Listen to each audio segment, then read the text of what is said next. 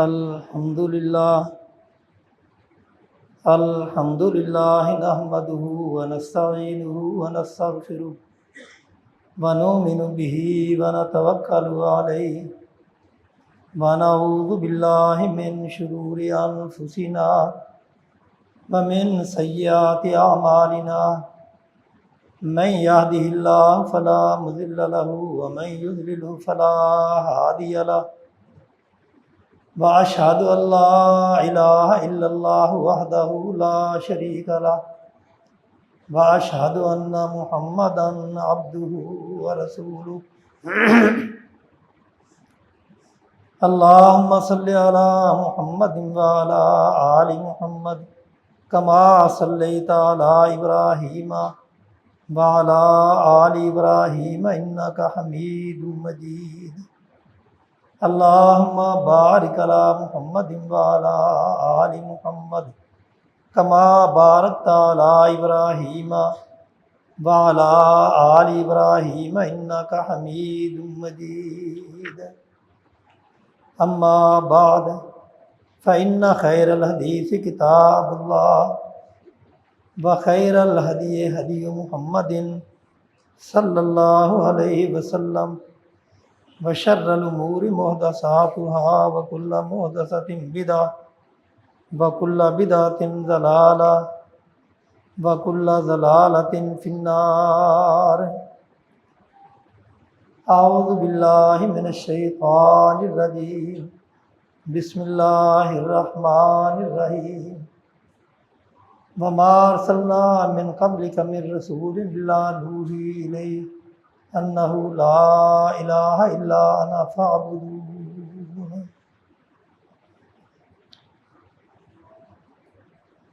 ہر قسم کی تعریفیں بڑھائیں کبریائیں اللہ وحدہ لا شریک کے لیے، جو اس کائنات کا خالق مالک مدبر الامور ہے۔ بے شمار اور ان گنت درود و سلام ہوں سید الکونین خاتم النبیین محمد الرسول اللہ صلی اللہ علیہ وسلم کی ذات گرامی پہ۔ یہ جو ایک آیت میں نے تلاوت کی ہے سورہ انبیاء 17واں پارہ،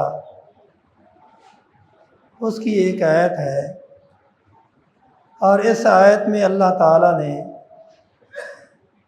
انبیاء کی بعثت کے مقصد کا تذکرہ کیا ہے کہ جتنے بھی نبی آئے اللہ تعالیٰ نے دنیا میں ان کو بھیجا، تو ان کا مقصد کیا تھا؟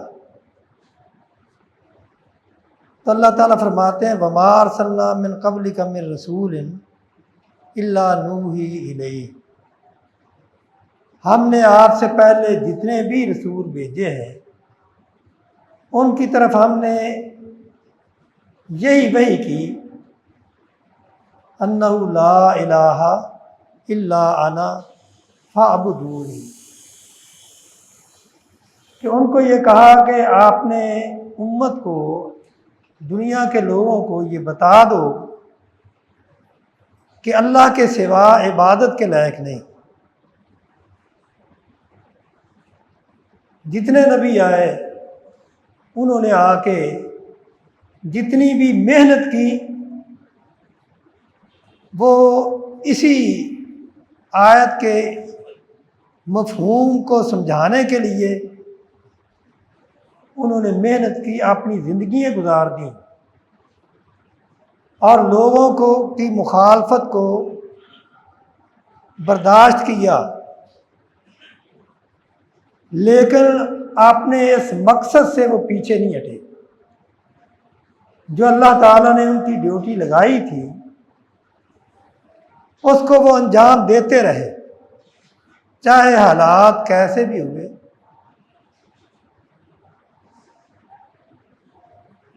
کیوں؟ اس لیے کہ لوگوں کے اندر شیطان نے یہ بات پھیلائی کہ اتنی بڑی کائنات کو ایک اللہ کیسے سنبھال سکتا ہے؟ لیکن اللہ تعالیٰ نے یہ بتایا کہ جب میں خالق ہوں، میرے سوا اور کوئی خالق نہیں، تو تمام چیزوں کا انتظام کرنا یہ بھی میری ذمہ داری ہے، اور میں لیس کمثلہ شیء فی الارض ولا فی السماء، تم اگر مجھے انسانوں پہ قیاس کرو تو یہ تمہیں زیب ہی نہیں دیتا، اس لیے کہ میری ذات وہ ذات ہے جو کسی کی محتاج نہیں۔ اللہ لا الہ الا هو الحی القیوم لا تأخذہ سنۃ ولا نوم، یعنی میں تو وہ ہوں جسے موت آنی نہیں، موت تو دور کی بات ہے، کبھی اونگ بھی نہیں آنی۔ میں کسی کا محتاج نہیں، میرا ہر کوئی محتاج ہے۔ اور یہی وجہ ہے نا کہ جب کفار مکہ نے رسول اللہ صلی اللہ علیہ وسلم نے جب ان کو مسلسل یہ دعوت دی کہ یا ایھا الناس قولوا لا الہ الا اللہ، ایک اللہ کی طرف آؤ، ایک اللہ کی عبادت کرو،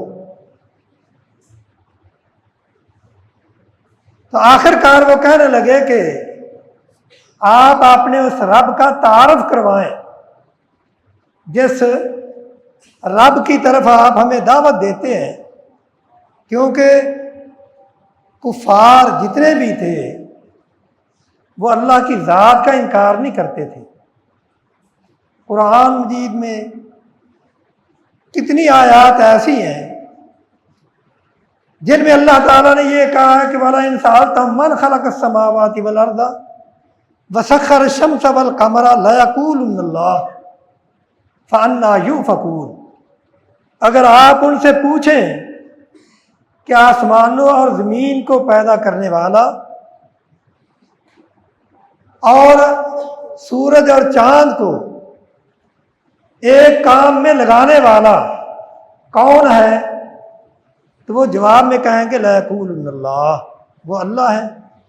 اور جب ان سے پوچھا جائے کہ رزق دینے والا کون ہے تو وہ کہتے ہیں اللہ ہے۔ وَلَئِن سَأَلْتَهُم مَّن نَّزَّلَ مِنَ السَّمَاءِ مَاءً فَأَحْيَا بِهِ الْأَرْضَ مِن بَعْدِ مَوْتِهَا لَيَقُولُنَّ اللَّهُ، جب ان سے پوچھا جائے کہ یہ بتاؤ کہ آسمانوں سے پانی کون نازل کرتا ہے اور مردہ زمین کو زندہ کون کرتا ہے، تو اس کے جواب میں بھی کہتے ہیں اللہ۔ تو جب ہر سوال کے جواب میں وہ یہی کہتے ہیں کہ اللہ ہے، جب ان سے پوچھا جائے کل من الارض ومن فیہا لَيَقُولُنَّ اللَّهُ، جب ان سے پوچھا جائے کہ ذرا یہ بتاؤ کہ یہ زمین اور اس زمین میں جو کچھ ہے یہ کس کے لیے ہے، تو اس کے جواب میں بھی کہیں گے سَيَقُولُونَ لِلَّهِ، وہ سب کچھ اللہ کے لیے ہے۔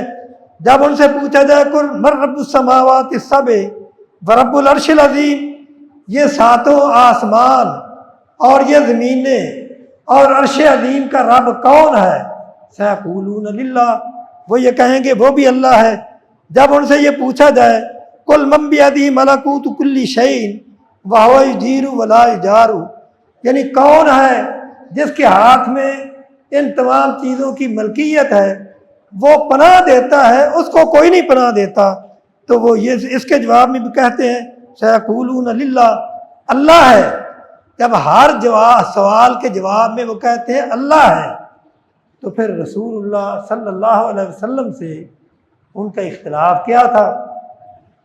سوچنے کی بات ہے نا، یعنی جب ان سے ہر سوال پوچھا گیا کہ یہ کس نے کیا ہے، وہ کہتے ہیں اللہ نے کیا ہے۔ اولاد دینے والا کون ہے، وہ کہتے ہیں اللہ ہے۔ تو پھر رسول اللہ صلی اللہ علیہ وسلم کے ساتھ اختلاف، یا پہلے انبیاء کا ان کی امتوں کے ساتھ اختلاف کیوں رہا؟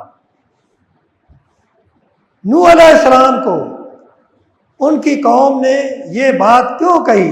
وَقَالُوا لَا تَذَرُنَّ آلِهَتَكُمْ وَلَا تَذَرُنَّ وَدًّا وَلَا سَوَاعًا وَلَا يَغُوثَ وَيَعُوقَ وَنَسْرًا وَقَدْ أَضَلُّوا كَثِيرًا۔ یعنی نوح علیہ السلام نے جب ان کو اللہ کی توحید کی طرف، ایک اللہ کی عبادت کی طرف دعوت دی، تو انہوں نے یہ کہا کہ ٹھیک ہے آپ ایک اللہ کی طرف تو بلاتے ہیں، لیکن ہمارے یہ پنجتن پاک بھی تو ہے نا، ان کے پاس بھی اللہ کا دیا ہوا کچھ نہ کچھ اختیار تو ہے۔ یعنی جھگڑا صرف یہ تھا کہ وہ یہ کہتے تھے کہ اللہ تعالیٰ نے ان کو اختیارات دیے ہوئے ہیں، جبکہ انبیاء کی یہ دعوت تھی کہ اللہ تعالیٰ نے کسی کو کوئی اختیار نہیں دیا۔ یہ مختار کل اللہ کے سوا اور کوئی نہیں۔ تو جب انبیاء یہ کہتے تھے اس وقت اختلاف ہوتا تھا۔ یہی اختلاف رسول اللہ صلی اللہ علیہ وسلم کے ساتھ بھی تھا۔ اللہ تعالیٰ فرماتے ہیں کہ جب رسول اللہ صلی اللہ علیہ وسلم نے ان کو یہ دعوت دی کہ ایک اللہ کی طرف آؤ، تو وہ یہ کہتے کہ کیا ہم اس شاعر کے کہنے پہ اپنے معبودوں کو چھوڑ دیں؟ انہم کانوا اذا قیل لہم لا الہ الا اللہ یستکبرون، جب ان کو یہ کہا جاتا کہ اللہ کے سوا کوئی اور معبود نہیں تو وہ بگڑ جاتے۔ وَيَقُولُونَ أَإِنَّا لَتَارِكُو آلِهَتِنَا لِشَاعِرٍ مَجْنُونٍ، وہ کہتے کیا ہم اس کے کہنے پہ آپ نے ان دیوتاؤں کو چھوڑ دیں۔ وَإِذَا ذَكَرْتَ رَبَّكَ فِي الْقُرْآنِ وَحْدَهُ وَلَّوْا إِلَىٰ أَدْبَارِهِمْ نُفُورًا، یعنی جب آپ ان کو یہ کہتے ہیں کہ میرا رب ایک ہے، وَإِذَا ذَكَرْتَ رَبَّكَ فِي الْقُرْآنِ وَحْدَهُ، جب ایک رب کا تذکر کرتے ہیں تو وہ پیٹ پھیر کے بھاگ جاتے ہیں اور یہ کہتے ہیں اجعل الآلہۃ الہا واحدا ان ھذا لشیء عجاب، کیا اس نے ایک ہی الہ بنا دیا ہے؟ کیا ایک رب اتنے کام کیسے کر سکتا ہے؟ یعنی اللہ نے اپنے نئے مقرر کیے ہوئے ہیں، لیکن ایسے لوگوں کو بعض لوگوں نے دلائل سے بھی سمجھایا کہ دیکھو لو کان فیہما آلہۃ الا اللہ لفسدتا، اللہ تعالیٰ فرماتے ہیں اگر زمین اور آسمان میں ایک الہ سے زیادہ الہ ہوتے تو ان کا نظام درم برم ہو جاتا، لیکن وہ یہ باتیں نہ سمجھے۔ حتیٰ کہ ایک چرخہ چلانے والی عورت نے جب اس سے پوچھا گیا کہ اے اماں تو نے اپنے رب کو کیسے پہچانا، تو وہ کہنے لگی میں نے اپنے رب کو اس طرح پہچانا ہے کہ یہ چرخہ جو میں چلاتی ہوں اگر میں اس کو گیڑا نہ دوں، چھوڑ دوں، یہ رک جاتا ہے۔ تو اتنا بڑا نظام، یہ آسمان و زمین کا نظام جو چل رہا ہے، اس کو چلانے والا تو کوئی ہے، تبھی تو یہ چل رہا ہے۔ بغیر چلانے والے کے یہ کیسے چل سکتا ہے؟ جب تک ایک چھوٹا سا چرخہ چلانے والی عورت کے بغیر نہیں چلتا، اور اسی طرح اگر اس کو چلانے والی ایک عورت کی بجائے دو ہو جائیں تو پھر بھی یہ قائم نہیں رہ سکتا، اس چرخے کا نظام بگڑ جائے گا، کیونکہ جب دو مل کے ایک طرف چلائیں گی تو وہ اپنی سپیڈ سے زیادہ چلے گا، جب اپنی سپیڈ سے زیادہ چلے گا تو وہ ٹوٹ جائے گا۔ اور اگر وہ دونوں کی رائے الگ ہو، ایک کہے میں دائیں طرف چلانا ہے، دوسری کہے میں بائیں طرف چلانا ہے، تو پھر بھی نظام بگڑ جائے گا۔ اس لیے میں نے یہیں سے اپنے رب کو پہچانا کہ رب ایک ہے جس نے پوری دنیا کا نظام چلایا ہوا ہے۔ اور اسی طرح پہچاننے والے عام مواہب بدو وہ بھی پہچان گئے۔ کسی نے اگر کسی نے پوچھا کہ تو نے اپنے رب کو کیسے پہچانا، تو وہ اسے جواب دیتا ہے کہ عقل کے اندھے البارۃ تدل علی البعیر وآثار الاقدام تدل علی المسیر فالسماء ذات ابراج والارض ذات فجاج والبحار ذات امواج کیف لا تدل علی وجود اللطیف الخبیر۔ اے عقل کے اندھے، جنگل سے اگر اونٹ کے پاؤں نظر آئے، یعنی میگنی نظر آئے، تو پتہ چلتا ہے یہاں سے کوئی اونٹ گزرا ہے۔ اگر کسی کے پاؤں نظر آئے تو اندازہ ہوتا ہے کہ یہاں سے کوئی انسان گزرا ہے۔ یہ اتنے بڑے بڑے برجوں والے آسمان اور یہ بڑے بڑے راستوں والی زمین اور بڑی موجوں والے یہ دریا اور سمندر، کیا ان کو دیکھ کے یہ نہیں پتہ چلتا کہ ان کو چلانے والا بھی کوئی وجود ہے جن کا اس پہ کنٹرول ہے؟ وہ اللہ کی ذات ہے۔ یعنی اللہ تعالیٰ فرماتے ہیں کہ تمہارے اندر اگر اتنی عقل ہے تو تم میری ذات کو پہچان سکتے ہو۔ اس لیے اللہ تعالیٰ نے قرآن مجید میں ایسی آیات بیان کی ہے، ان فی خلق السماوات والارض واختلاف اللیل والنہار لآیات لأولی الالباب۔ اللہ تعالیٰ فرماتے ہیں میری ذات کو اگر پہچاننا ہے تو دن اور رات کی تبدیلی کو دیکھ کے تم مجھے پہچان سکتے ہو، آسمانوں اور زمینوں کی تخلیق کو دیکھ کے تم مجھے پہچان سکتے ہو۔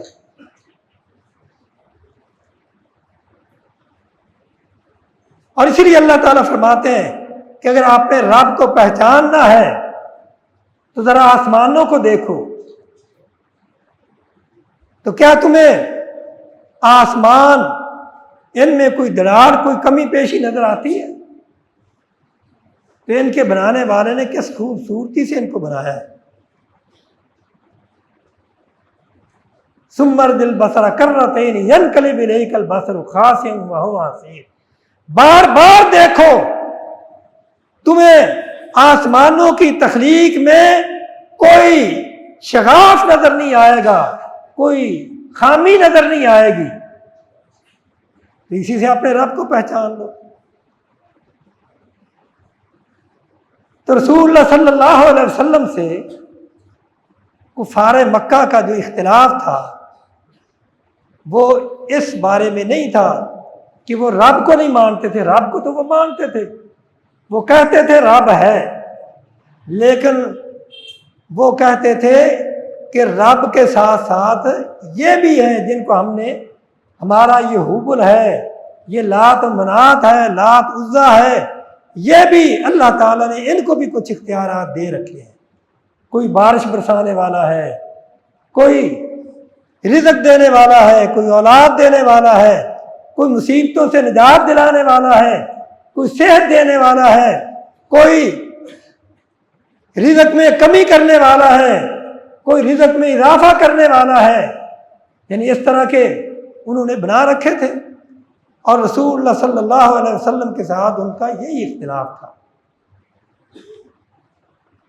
تو آپ انہیں یہ دعوت دیتے تھے کہ اے لوگو، یا ایھا الناس قولوا لا الہ الا اللہ، اے لوگو تم لا الہ کے قائل ہو جاؤ، یعنی اللہ کے سوا کوئی الہ نہیں، لا الہ الا اللہ، پہلے نفی ہے، پہلے شرک کی تردید ہے۔ اور اس لیے رسول اللہ صلی اللہ علیہ وسلم سے جب پوچھا گیا کہ اے اللہ کے رسول ای ذنب اعظم، اے اللہ کے رسول آپ بتائیں کون سا گناہ سب سے بڑا گناہ ہے؟ آپ نے فرمایا ان تجعل للہ ندا وہو خلقک، کہ تو اللہ کے ساتھ کسی کو شریک ٹھہرائے حالانکہ اس نے تجھے پیدا کیا ہے۔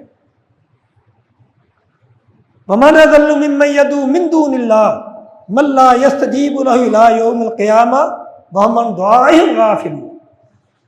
اللہ تعالیٰ فرماتے ہیں اس سے بڑھ کے گمراہ اور کون ہو سکتا ہے؟ ومن اضل ممن يدعو من دون اللہ، جو اللہ کے سوا ایسے لوگوں کو پکارتا ہے جو ان کی پکار کو سنتے ہی نہیں، من لا یستجیب لہم، جو ان کی دعا کو قبول ہی نہیں کرتے، ان کی کوئی حاجت پوری نہیں کر سکتے۔ کیوں؟ اس لیے کہ ان کے اختیار میں کچھ نہیں۔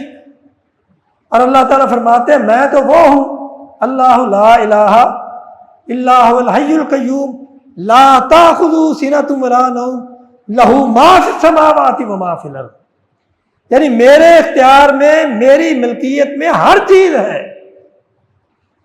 میرے سوا جن کو تم پکارتے ہو ان کے پاس کیا ہے؟ کچھ بھی نہیں، وہ تمہیں کیا دیں گے؟ تو یہ تھا اختلاف ان کا رسول اللہ صلی اللہ علیہ وسلم کے ساتھ۔ وہ کہتے تھے نہیں اللہ بھی ہے، اجعل الآلہۃ الہا واحدا، کیا ایک ہی الہ؟ یہ تو بڑی عجیب بات ہے، ہم اپنے ان معبودوں کو چھوڑ کے ایک کو کیسے مان لیں؟ اللہ تعالیٰ نے ان کو بھی اختیارات دے رکھے ہیں۔ تو لا الہ الا اللہ کا معنی،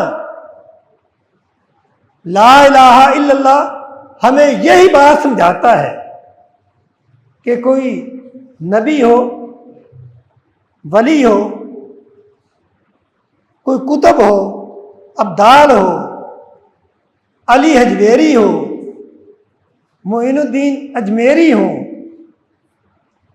پیر عبد القادر جیلانی ہو، یا نظام الدین اولیاء ہو، یہ تمام بزرگ اللہ کے مقرب بندے، اللہ کے محبوب بندے، اولیاء اللہ تو ہو سکتے ہیں، لیکن رزق دینے والے، داتا، مشکل کشا، نفع نقصان کے مالک نہیں ہو سکتے۔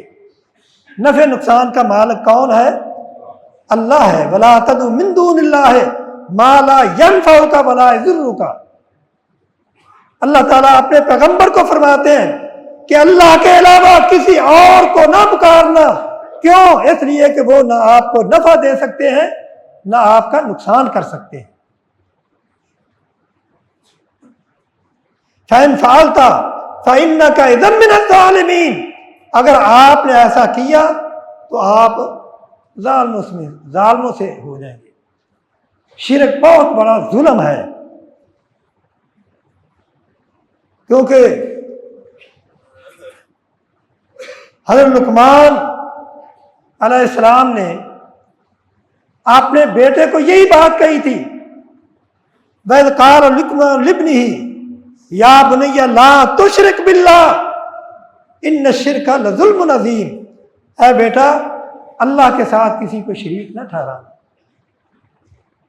شرک بہت بڑا ظلم ہے، شرک سے بڑھ کے کوئی ظلم ہے ہی نہیں۔ کیونکہ رسول اللہ صلی اللہ علیہ وسلم سے جب پوچھا گیا کہ اللہ کے رسول سب سے بڑا گناہ کیا ہے، تو آپ نے یہی فرمایا تھا ان تجعل للہ ندا وہو خلقک، تو اللہ کا کسی کو شریک ٹھہرائے حالانکہ اللہ نے تجھے پیدا کیا ہے۔ اور اس لیے اللہ تعالیٰ نے اپنے پیغمبر کو یہ بات کہی فَاعْبُدْ رَبَّكَ حَتَّىٰ يَأْتِيَكَ الْيَقِينُ، آپ اپنے رب کے بندے بن کے رہیں، اپنے رب کی عبادت کریں، حتیٰ کہ اسی عقیدے پہ، اسی عمل پہ آپ کو موت آئے۔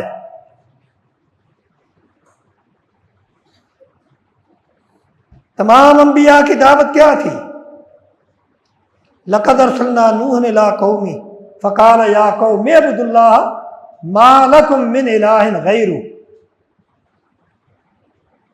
نوح علیہ السلام نے اپنی قوم کو دعوت دی کہ ایک اللہ کی عبادت کرو، اللہ کے سوا اور کوئی الہ نہیں، کوئی معبود حقیقی نہیں، اور جن کے سامنے تم سجدہ ریز ہوتے ہو یا جن کو تم مشکل کشا حاجت روا سمجھتے ہو، وہ تمہارا کچھ بگاڑ نہیں سکتے، کچھ سنوار نہیں سکتے۔ اَمَّن يُجِيبُ الْمُضْطَرَّ إِذَا دَعَاهُ وَيَكْشِفُ السُّوءَ وَيَجْعَلُكُمْ خُلَفَاءَ الْأَرْضِ أَإِلَٰهٌ مَّعَ اللَّهِ۔ ذرا یہ تو بتاؤ کہ مصیبت میں اللہ کے سوا کوئی تمہارے کام آ سکتا ہے؟ جب اللہ کے سوا اور کوئی مصیبت میں تمہارے کام نہیں آ سکتا، تو پھر اس اللہ کو چھوڑ کے تم غیروں کی طرف کیوں جاتے ہو؟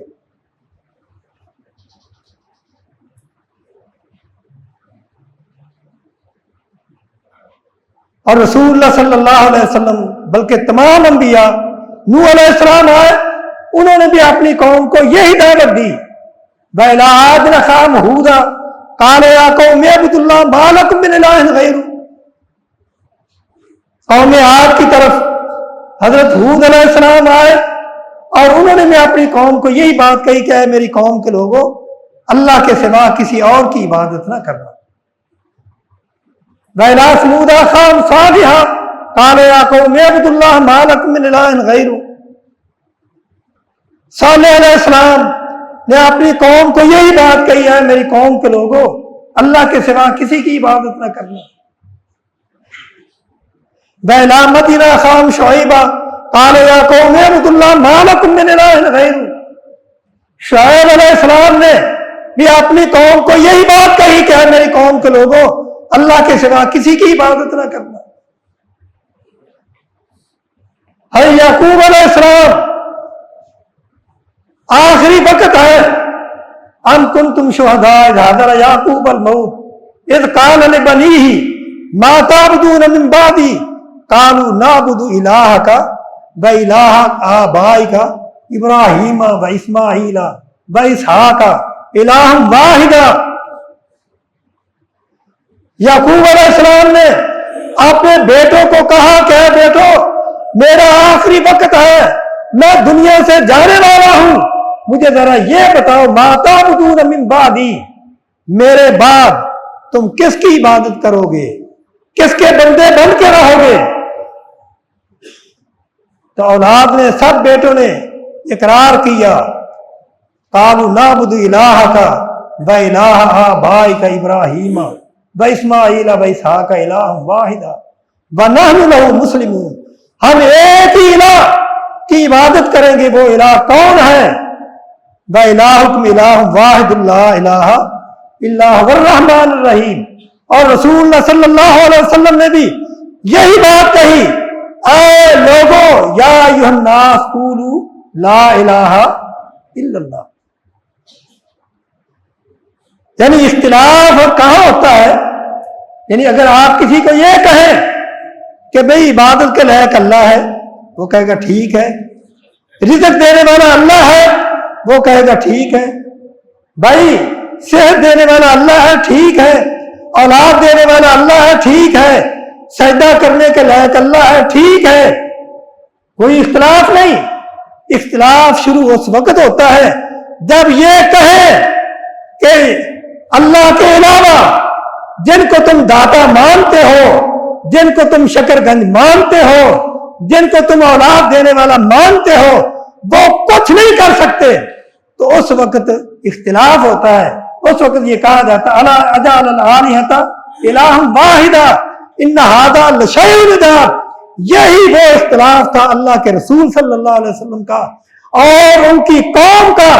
اسی اختلاف کی وجہ سے انہوں نے آپ کو آپ کے جسم کو زخمی بھی کیا اور آپ کو اپنا شہر مکہ چھوڑنا بھی پڑا. آپ کی بیٹیوں کو طلاق بھی دی گئی.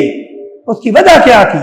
اس کی وجہ یہی تھی کہ آپ یہ کہتے تھے کہ اللہ کے سوا جن کو تم پکارتے ہو یہ کچھ نہیں. وہ کہا کرتے تھے یا الناس، اے لوگوں جن کی تم عبادت کرتے ہو اللہ کے سوا، یہ بات اچھی طرح جان لو کہ لن یخلقوا ذبابا ولا اجتمعوا یا ایھا الناس ضرب مثل فاستمعوا له. اے لوگوں تمہارے لیے ایک مثال بیان کی جاتی ہے، اسے ذرا غور سے سنو. یا ایھا الناس ضرب مثل فاستمعوا له ان الذين تدعون من دون الله لن يخلقوا ذبابا ولا اجتمعوا له. جن کو تم اللہ کے سوا پکارتے ہو یہ تو ایک مکھی بھی پیدا نہیں کر سکتے. جس کے بارے میں کسی نے یہ بات بھی کہی ہے قادر وہ نہیں جس سے بن سکتی نہیں ایک مکھی بھی. مکھی بنانا تو دور رہا، ایک بال بھی بدلا جا نہ سکا. جس کو ڈبونے پہ آئے پھر کس کی طاقت پار لگائے. مجبور رہا محبوب تیرا کشتی میں پسر کو بٹھا نہ سکا. یونس نے پکارا اے اللہ اور بیٹھ گیا وہ کشتی میں، حکم تیرا تو ٹل نہ سکا، خود کو وہ پار لگا نہ سکا. یا ایھا الناس ضرب مثل فاستمعوا له. اے لوگوں غور سے سنو، غور سے سنو. جن کو تم اللہ کے سوا پکارتے ہو، جن کو تم داتا کہتے ہو، جن کو شکر گنج کہتے ہو، جن کو دستگیر کہتے ہو اور جن کو غوث کہتے ہو، اللہ کہتے ہیں وہ تو ایک مکھی بھی پیدا نہیں کر سکتے. مکھی پیدا تو دور کی بات ہے، اگر مکھی ان کے کھانے میں سے ایک لقمہ چھین کے لے جائے تو وہ واپس نہیں لے سکتے. ضعف الطالب والمطلوب، جو عبادت کرنے والے وہ بھی کمزور ہیں، جن کی عبادت کی جاتی ہے اللہ کے سوا وہ بھی کمزور ہیں. ونادى نوح ابنه وكان في معزل يا بني اركب معنا ولا تكن مع الكافرين. نوح علیہ السلام کا ارادہ تھا کہ میرا بیٹا بچ جائے، وہ پانی میں غرق نہ ہو، لیکن نوح علیہ السلام اپنے بیٹے کو نہ بچا سکے.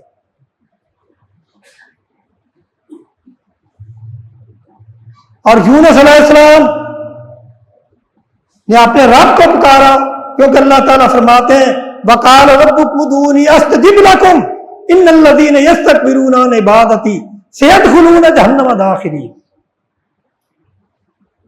کہ تمہارا رب یہ کہتا ہے کہ مجھے پکارو، مجھ سے مانگو، جو مانگو گے میں دوں گا. یونس علیہ السلام سمندر میں گر گئے، گرا دیے گئے، مچھلی نے نگل لیا. مچھلی کا اندھیرا، پانی کا اندھیرا، رات کا اندھیرا، اپنے رب کو پکارتے ہیں. وَظَنُّونِ ذَهَبَ مُغَاضِبًا فَظَنَّ أَن لَّن نَّقْدِرَ فَنَادَىٰ فِي الظُّلُمَاتِ اللہ الہ الا انت سبحانک انی کنت من الظالمین. یونس نے پکارا اے اللہ تو بیٹھ گیا تھا وہ کشتی میں، حکم تیرا تو ٹل نہ سکا، خود کو وہ پار لگا نہ سکا. تو بھائیو رسول اللہ صلی اللہ علیہ وسلم نے جو دعوت دی ہے، آج یہ ربیع الاول کا مہینہ شروع ہو گیا تو لوگ بڑی عید میلاد منائیں گے، بڑا کچھ کریں گے، رسول اللہ کی آمد کی خوشیاں منائیں گے. لیکن میرے بھائیوں جس مقصد کے لیے اللہ کے رسول آئے تھے، جو نظریہ لے کے آئے تھے، اس نظریے کو اگر تم نہیں مانتے تو پھر یہ خوشیاں منانے کا کیا فائدہ.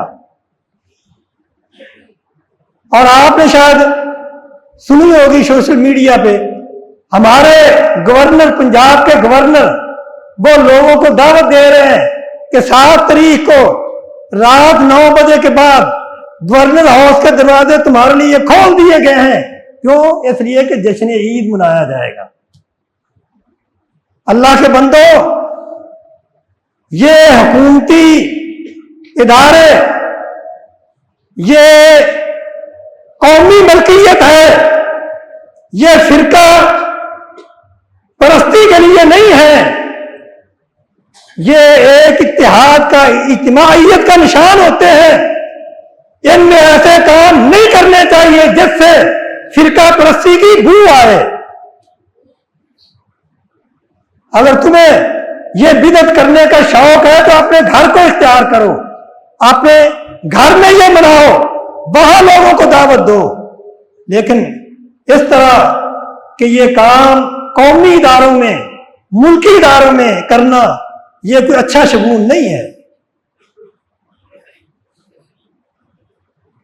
تو خیر، میرا کہنے کا مقصد یہ تھا کہ اللہ کے رسول صلی اللہ علیہ وسلم جس مقصد کے لیے آئے تھے وہ مقصد کیا تھا؟